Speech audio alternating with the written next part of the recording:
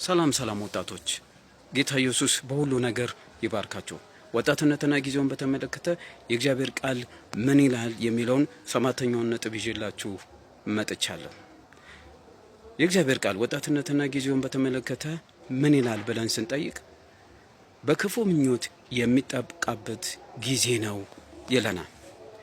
ይህንን እውነት በእግዚአብሔር ቃል ስናስደግፈው እንደዚህ ይላል። ሁለተኛ ጢሞቴዎስ ምዕራፍ 2 ቁጥር 22 ላይ ጳውሎስ ለጢሞቴዎስ ለወጣቱ ለጢሞቴዎስ እንደጻፈለት ማለት ነው።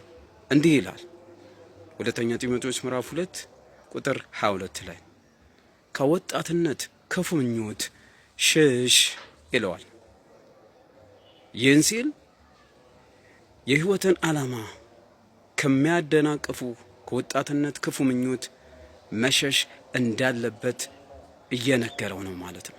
ስለዚህ ወጣቶች የሕይወትን ዓላማ ከሚያደናቅፉ ከክፉ የወጣትነት ምኞት መሸሽ አለባቸው ማለት ነው። ስለዚህ የወጣትነት ዕድሜ ስንመለከተው በክፉ ምኞት የሚጠቃበት በክፉ ምኞት የሚያዝበት ነው ማለት ነው።